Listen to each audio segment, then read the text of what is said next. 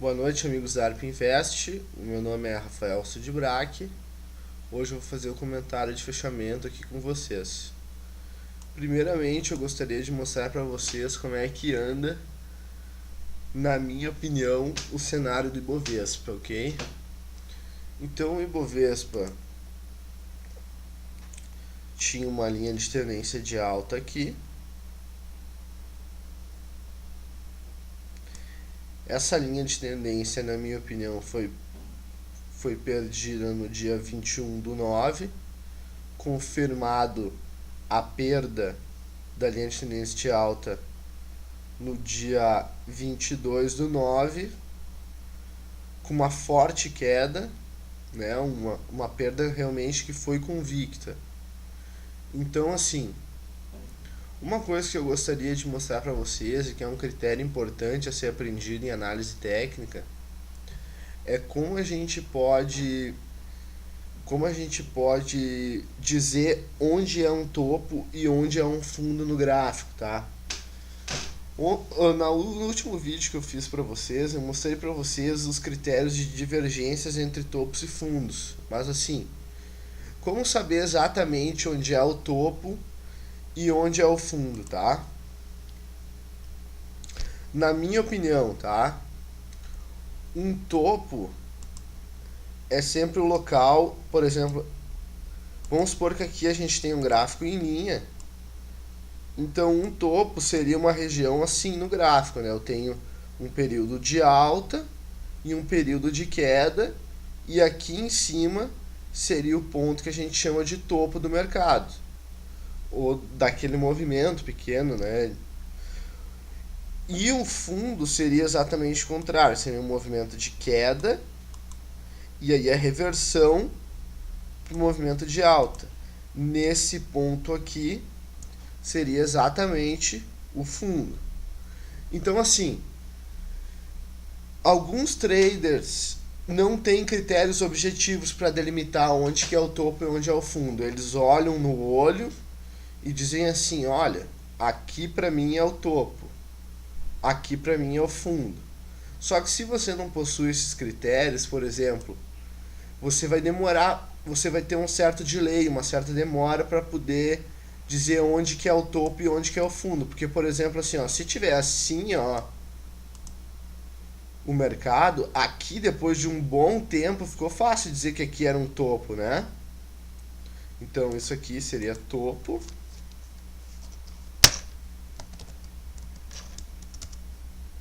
Topo, né? Porque passou um bom tempo, essa máxima não foi perdida, mas nesse caso aqui, digamos que tenha tido dois candles aqui, eu posso considerar isso aqui um topo?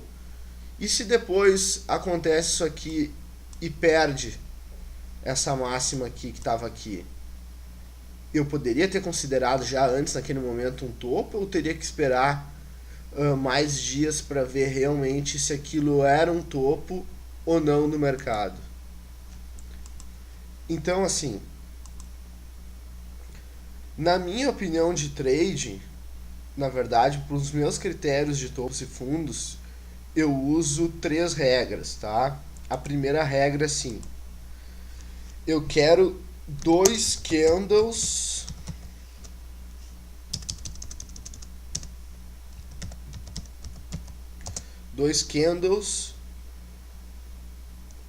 com a máxima abaixo da máxima do candle que eu considero o topo. Isso os candles anteriores, né? E pro futuro também, dois candles com a máxima abaixo da máxima desse topo. Então, assim, só para ficar mais fácil a visualização, eu não vou botar essas regras aqui, tá? Eu vou botar eles aqui de outra forma, tá? Eu vou botar assim, vamos supor que esse aqui é um candle, tá? Esse aqui é outro candle, o mercado está andando em tendência de alta. Tem outro candle aqui. Então, o mercado faz isso aqui, tá? Então essa aqui é a máxima e eu tenho esse local aqui como meu suposto topo, ok? Só que assim, eu já posso dizer que esse aqui é o topo, tendo uma máxima abaixo da minha última máxima. Nos meus critérios objetivos de topos e fundos, não. Porque como que são as regras dos meus critérios de topos e fundos? Eu quero ter duas máximas abaixo, como essas aqui, e duas mínimas e as duas próximas máximas também abaixo. Então isso aqui forma na verdade um triângulo, né? Eu tenho uma máxima, outra máxima aqui, as duas estão abaixo dessa e as duas próximas máximas têm que estar abaixo dessa minha última máxima, desse topo aqui que eu considero que é o topo. Para mim considerar, então, eu só vou poder considerar isso um topo depois de dois candles do candle que eu considero que é o topo. Então eu vou ter um delay, uma demora de dois candles para mim poder dizer se esse aqui é o novo candle de máxima do mercado. Por exemplo, e se eu faço isso, e se acontece isso e no próximo dia o mercado faz isso? Então eu tenho desconfigurado a minha configuração de topo, porque essa máxima aqui foi rompida pelo último candle que me confirmaria se existe um topo ou um fundo naquele local. Então vamos tentar ver no gráfico do Ibovespa os últimos topos e fundos, tá? Então olha só. Aqui eu tenho um fundo, ó. Eu tenho duas mínimas abaixo dessa mínima, duas acima, né? Então eu tenho essa mínima aqui, ela tá abaixo desse e desse candle e desse candle. Então isso é um fundo, tá? Vamos ver qual é o próximo topo. O próximo topo é esse aqui, ó. Eu tenho duas máximas, essa máxima e essa máxima abaixo da máxima desse candle aqui, e eu tenho essa máxima e essa máxima abaixo da máxima desse candle. Então aqui é um topo.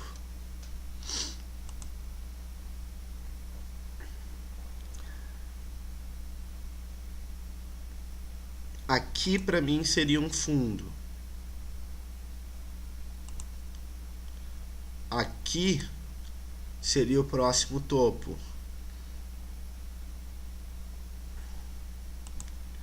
Aqui seria um fundo. Aqui seria um topo, tá? Aqui seria outro fundo.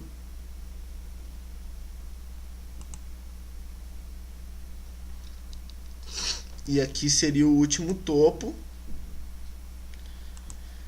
E aqui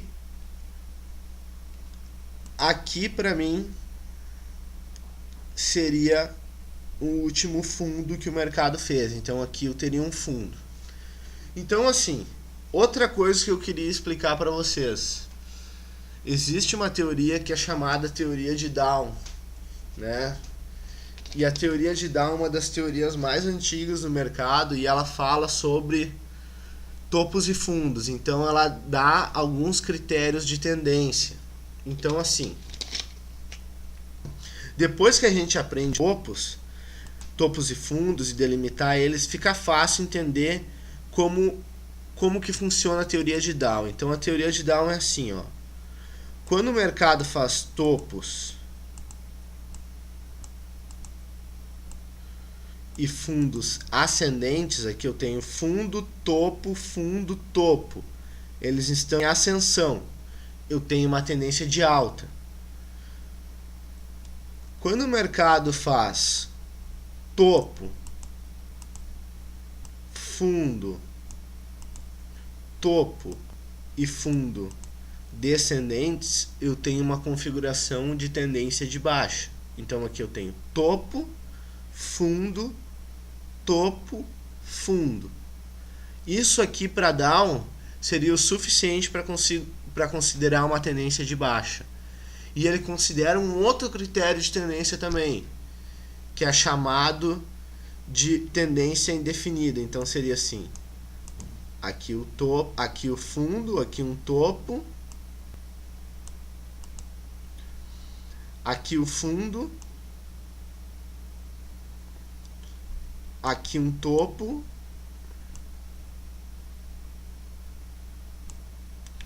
e aqui um fundo. Então aqui eu tenho mercado em tendência indefinida, ó. Na verdade, sim, ficaria até melhor assim, ó. Sim, esse fundo aqui, assim. Então tem um fundo aqui, o topo aqui, o fundo aqui. Esse topo aqui não conseguiu ser maior que esse, então ele não conseguiu confirmar a tendência de alta. Ele não conseguiu fazer topos e fundos ascendentes, e esse fundo foi menor que esse.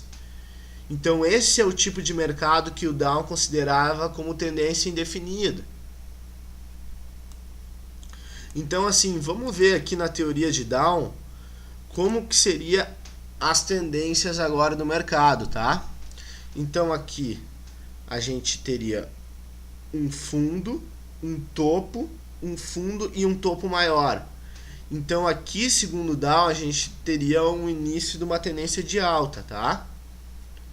Depois a gente teve um fundo, um topo menor, um fundo um pouquinho maior que esse aqui. Então aqui a gente já começou um início de uma tendência de indefinição, que é claro que vai ser uma tendência de indefinição, é óbvio, um mercado indefinido, porque a gente está dentro de uma figura que a gente chama de triângulo nesse período, ó, onde a gente vai ter sempre topos e fundos, um menor que o outro, comprimindo os preços, ó. E isso que está acontecendo aqui, ó.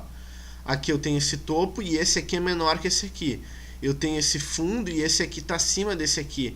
Então os preços estão se comprimindo. Aqui eu tenho uma tendência indefinida, tá? Até o momento em que é rompido esse triângulo. E a partir da perda dessa mínima aqui, do último fundo, do menor fundo, na minha opinião de trading, eu tenho abertura para expansão no gráfico de um pivô de baixa. Então assim, no próximo vídeo eu me comprometo também a mostrar para vocês, então, como que é a teoria dos pivôs clássica, né? Quem, no caso, divulgou a primeira vez a teoria dos pivôs, assim como eu estou divulgando para vocês esse critério de tendência da teoria de Dow, né? Hoje em dia até a Bolsa de Nova York, a Bolsa de Dow Jones é uma homenagem ao Dow. Dow é na verdade o pai da análise técnica, né? Dow é um grande trader, assim, né? Foi na verdade um dos primeiros traders gráficos, assim. Então é uma figura muito importante, assim, eu acho que vale a pena, em termos até de curiosidade, a gente aprender detalhes sobre as teorias de Dow, sabe? De Dow, Fibonacci, mesmo que a gente não utilize elas. Mesmo que a gente utilize, por exemplo, o Setup 01. Então, assim, no último vídeo eu falei para vocês o que? Olha, eu vou mostrar para vocês o backtest do Setup 01, tá? Então, assim, ó, eu fiz o backtest do Setup 01 e eu quero mostrar ele agora para vocês, tá? Então aqui, ó, olha só que legal. Aqui eu tenho o backtest do Setup 01, tá? Então assim, como é que são as regras de entrada do Setup 01 aqui nesse trade? Eu tô entrando basicamente, vamos ver aqui. Olha só, aqui eu tenho todos os trades, ó, eu comecei meus trades dia 17/5, tá? Então eu entrei, normalmente, toda vez que eu entrei, com 10 mil reais, tá? Então aqui a primeira operação eu tive um stop, perdi 600 reais, segunda operação um stop, a terceira operação eu tive gain, tá? Aqui ganhei 1.900 reais. Olha só como no backtest já está sendo cobrado todas as comissões, ó. Eu tenho a data de início de término do trade, o número da barra, o preço que eu paguei de entrada, tá? e o lucro final da operação. Então assim, eu tenho isso para todos os trades, tá? Então aqui eu tenho, ó, trade 5, trade 6, trade 7, trade 8, trade 9, isso até o último trade executado no Setup 01 na Vale, que é o trade 51, tá? O total disso tudo me deu uma lucratividade de R$ 27.558, tá? De lucro líquido.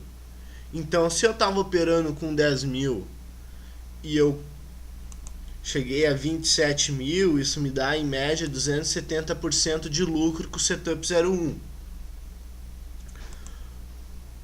Então vamos jogar o Setup 01 aqui no gráfico para a gente ver se o backtest saiu realmente corretamente, tá? Primeira coisa que eu quero mostrar para vocês, então, vamos ver, vamos botar as médias aqui, né? A gente vai botar então as médias do Setup 01, que é uma média móvel de 3, de 8 simples, aqui eu vou botar uma de 8 simples, e vou botar também uma média móvel de 3, também simples ou aritmética, né? Isso leva em consideração o cálculo que vai ser utilizado. Então vê se vocês concordam comigo, ó. Aqui a média de 3 cruzou para cima, depois ela cruzou para baixo, a média de 8, e cruzou para cima nesse candle aqui. Eu compro na abertura do próximo candle, eu comprei na abertura desse candle aqui. O mercado vem andando, eu não fui estopado, então o trade vem seguindo tranquilamente. Vamos ver o último trade na Vale, foi um trade que eu tomei no stop no Setup 01, que foi assim, ó. Vamos ver se está certo de novo o backtest, né? O Backtest fez automaticamente em 1 segundo isso aqui para mim. Vamos ver se está certo o backtest, então. Então eu tenho a média de 3 cruzando para cima, a média de 8, depois ela cruza para baixo e cruza para cima, e o cruzamento é confirmado nesse candle aqui. Eu entro na abertura do próximo candle, aqui, tá? Nesse candle ainda não havia cruzado, ó, pode ver. A média de 3 ainda estava nessa região aqui. Ela cruzou nesse candle. Eu espero o fechamento desse candle e desse dia, e eu entro na abertura do próximo candle, tá? Esse foi um trade onde eu fui estopado. Meu stop deu aqui no dia 4/8, na crise, tá? Vamos ver o penúltimo trade, então. A mesma coisa, ó. Média cruzou para cima, depois cruzou para baixo aqui nessa região, ó. Tá difícil de ver. As médias ficaram bem cruzadinhas ali, mas ela cruzou aqui para baixo, tá? Eu tô conseguindo ver aqui que elas cruzaram para baixo e cruzaram para cima nesse candle aqui, tá? Eu entro na abertura desse candle aqui. Fui estopado aqui na perda dessa mínima. Então vamos ver aqui talvez uma sequência de trades aqui que deram certo também. A gente viu uma sequência de trades que deram errado. Olha só que legal, aqui em cima, ó, eu tenho a minha curva de capital referente a todos os candles que aconteceram desde o início do backtest. Então a gente começou o backtest aqui em 2000, e aqui eu tenho todos os valores da minha curva de capital, ó. Aqui ele estava em 2.000, daí aqui já bateu em 12.000, tá? Então, na verdade, aqui a gente estava com 100 mil, eu usei aqui a gente estava com 100 mil, e eu usei uma regra como assim: eu quero operar sempre com 1/10 do meu capital total. Então, isso aqui era 100 mil, ó, se eu botar aqui vai aparecer, ó, escrito aqui, não 10, mas 100 mil reais, tá? E aqui no final vai aparecer pra mim, ó, 128 mil reais, tá? Então o lucro que eu tive foi 27 mil reais. Só que eu tô entrando sempre com 10 mil nos trades, tá? Então assim, a minha curva de capital aqui no início, ó, você vê que ela andou de lado. no início de 2002 até o início da crise de 2008, eu ganhei 200%, tá? Nesses 5, 6 anos aí eu ganhei uma média de 200% na Vale.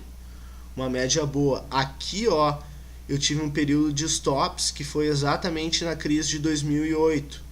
Mas tu pode ver que aqui a gente estava em 121 mil e foi pro o valor mínimo, que é o drawdown máximo, né, a perda máxima da estratégia, foi a 116 mil.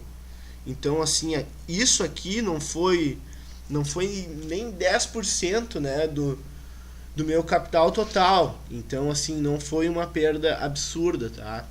Não foi uma perda, assim, realmente que...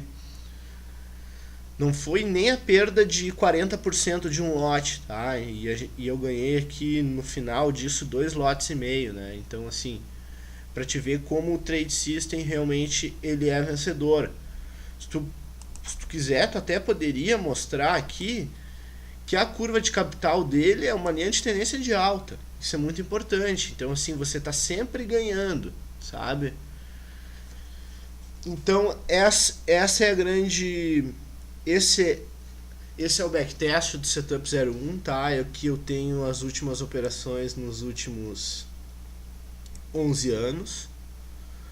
Vamos pegar e mostrar então aqui uma sequência de trades que deram bem. Aqui vamos ver de 2008 até o início dos stops na crise, tá? Então vamos buscar aqui esse período, ó. Aqui o início de 2006, tá? Até o início de stops na crise. Então aqui assim, ó.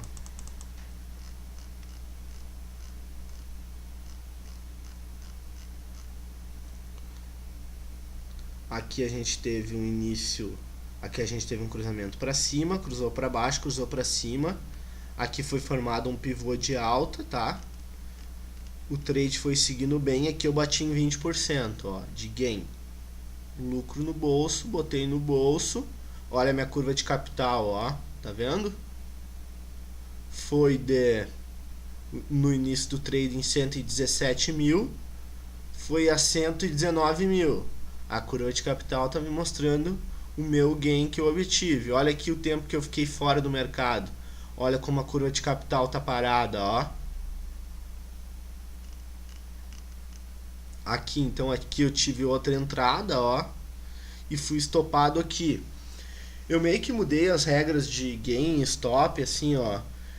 Eu quero manter o stop em 20% e tô pensando seriamente em mudar o meu stop loss para 6% e não mais na mínima do movimento.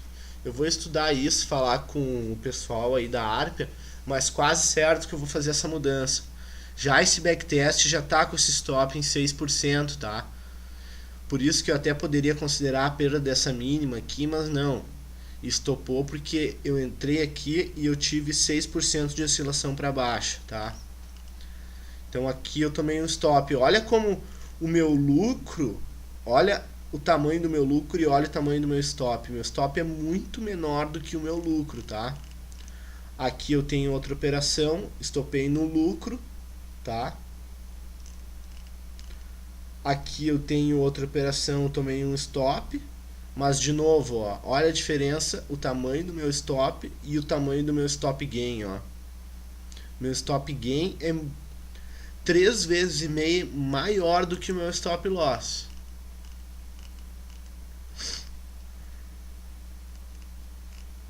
Aqui eu tive outro stopzinho, aqui outro stopzinho, ó. Aqui a gente já tá em 2008, tá? Deixa eu mostrar aqui pra vocês, ó. Aqui a gente já tá chegando em 2008 e já tá começando o início da crise, ó. Aqui comecei a tomar bastante stops. Então aqui a gente teve a crise em 2008. Olha como na crise o setup não deu nenhuma entrada, ó. E minha curva de capital ficou andando de lado, ou seja, eu fiquei de fora do mercado na crise. A estratégia conseguiu. Então, olha só como é que foi a curva de capital em 2009. É legal mostrar, eu acho que assim, é interessante, sabe? Olha só a curva de capital em 2009, olha como ela tá subindo forte, ó. Olha como tem trades vencedores aqui. Aqui eu tenho outro trade vencedor, aqui stop loss, aqui outro trade vencedor, stop loss, outro trade vencedor, tá? Aqui outro trade vencedor de 20%, né? Então, olha aqui, isso aqui é uma coisa que é muito importante, ó. Olha aqui a amplitude que eu perdi na crise de 2008, tá? É essa amplitude aqui, ó. Essa amplitude aqui é muito menor do que a amplitude do que eu ganhei pós-crise só em 2009. Então, olha só o quanto que eu ganhei em 2009. E aí depois, em 2010, é claro, eu comecei a tomar alguns stops, mas ainda não tinha tomado, ó. Então, assim, mesmo que eu tome uma série de stops numa crise, eu confio na minha estratégia, por quê? Porque todo pivô que abrir eu vou entrar. Então, assim, ó, eu não tenho filtros do pivô. Mesmo que eu seja estopado 5 vezes consecutivas numa crise, perdendo 6% em cada stop meu, se começar uma tendência de alta como começou aqui em 2009, olha só, eu entrei no primeiro pivôzinho aqui, ó. Então eu entrei aqui, sabe? E aqui eu já teria ganhado um monte, entendeu? E eu fui daqui até aqui numa amplitude muito maior do que foi a minha amplitude de perda da crise de 2009. Olha só. Qual foi a amplitude de perda da crise de 2009, tá? Foi essa amplitude de perda aqui. Olha só, logo no primeiro pivô que eu tive stop gain, eu já ganhei tudo que eu perdi na crise, tá? Sendo estopado. Então, assim, essa é a vantagem de tu operar o pivô sem filtros, tá? A vantagem de tu operar ele com filtros é que tu vai ser menos estopado na crise. Mas também esse primeiro pivô aqui, onde eu já teria recuperado todos os meus stops da crise, na primeira entrada, eu já não teria ganho. Então, são coisas a serem analisadas, né? Você tem que encontrar o ideal entre stops e ganho. Então, só deixa eu mostrar rapidamente aqui para vocês também as estatísticas do Trade System, né? Tem algumas estatísticas aqui que é legal da gente mostrar. Então tá aqui, ó.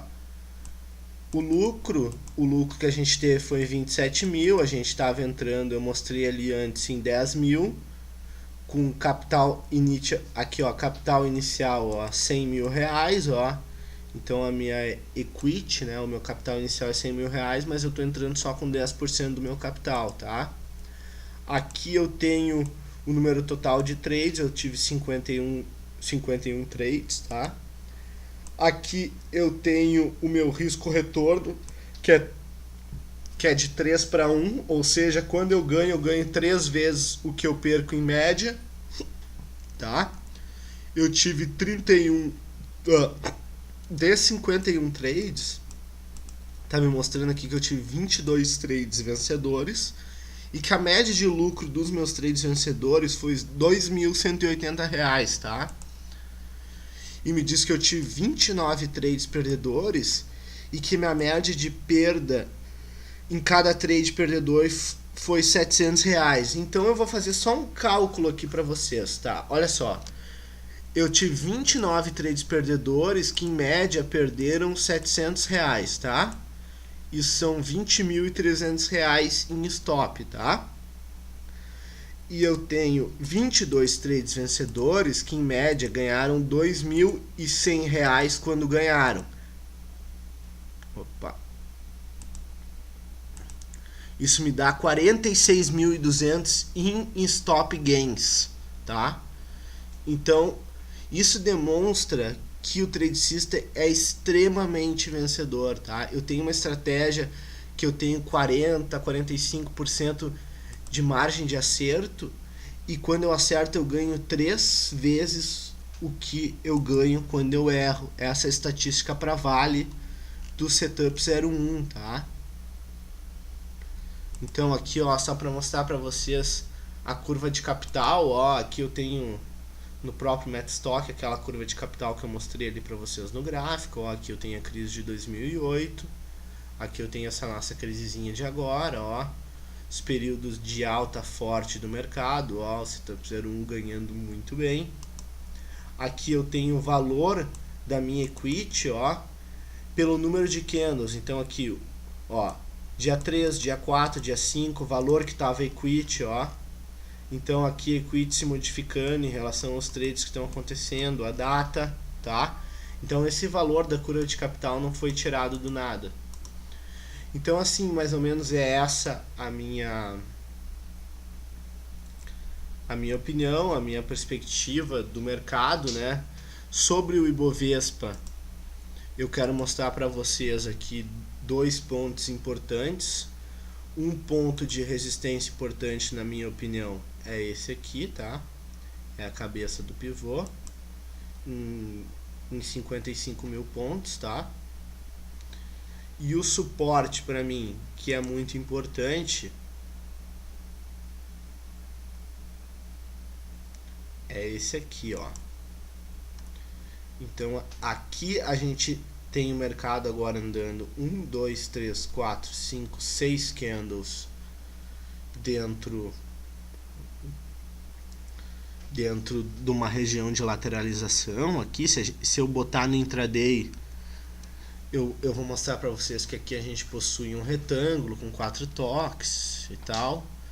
Mas assim, ó, o que é importante, eu acho que assim, ó, se ninguém entrou nesse último pivô aqui que eu mostrei para vocês, que para mim foi a primeira ampliação de expansão, eu até olhei ontem o comentário de fechamento e o Peralta estava mostrando o pivô que ele se agradou, né? E o pivô seria esse aqui, né? Abaixo da linha de tendência. Na minha opinião seria assim, tá? Então aqui a gente teria o primeiro alvo desse pivô em 161 em 49.200 e o último em 43.900, por ali seria o alvo do pivô, esse que o Peralta traçou, tá? Só tô mostrando ele aqui para vocês. Na minha opinião, olha só como aquele suporte que eu mostrei é importante. Esse suporte que a perda dele é acionado esse pivô de baixa que o Peralta nos mostrou, tá? Então é basicamente isso. Então, para vocês ficarem atentos nessa região aqui dos 55 mil pontos aos 52.500 pontos, tá? O mercado está lateralizando, na minha opinião, nessa região e vai continuar assim lateralizado até romper os 55 mil pontos ou os 52.500 pontos. Eu agradeço a atenção de vocês, desejo uma ótima noite a todos e bons trades na sexta-feira.